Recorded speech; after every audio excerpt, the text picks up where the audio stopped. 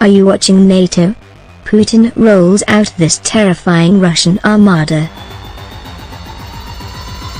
Thousands of highly trained Russian seamen clutched assault rifles as gigantic submarines emerged from the water in a show of force ordered by the Russian president.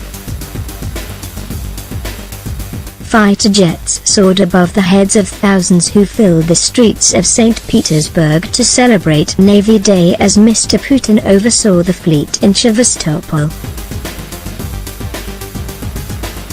Flames and smoke lit up the sky over the Neva River at the Kremlin-sanctioned event.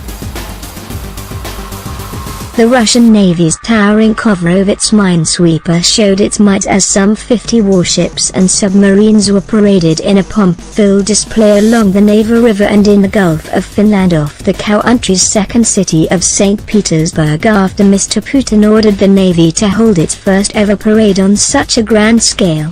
The Russian president also inspected the troops and was seen flanked by Defense Minister Sergei Shoigu and generals as he visited the SM Kirov Military Medical Academy. Russians celebrated Navy Day while the world looks to the Kremlin to anticipate its next military move.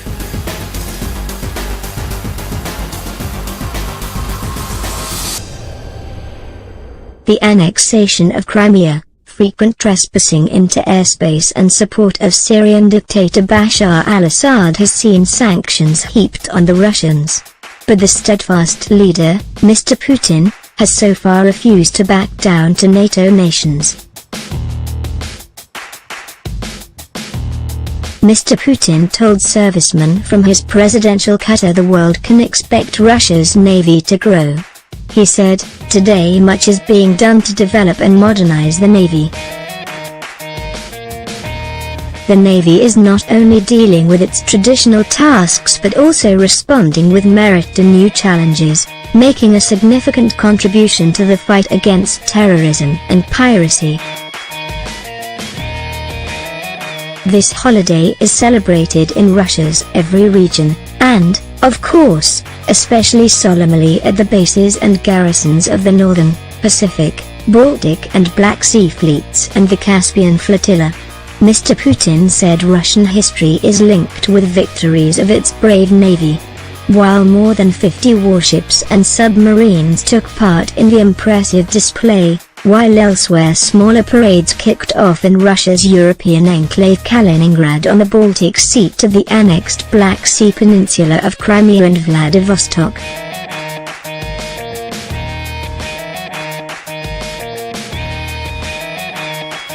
At the Syrian base of Tartus in the eastern Mediterranean, 6 vessels were involved in a display, including the Krasnodar diesel submarine. Moscow and Damascus in January signed a 49-year deal for Russia to expand and modernize the facility at Tartus. Chinese warships joined Vladimir Putin's navy in the Baltic Sea for war games last month, and today China's Xi Jinping oversaw a huge parade of stealth fighters, nuclear missile launchers and 12,000 troops to mark the 90th anniversary of the People's Liberation Army. In September the Zapad Games will kick off, between Russia and neighboring Belarus, involving 12,700 servicemen.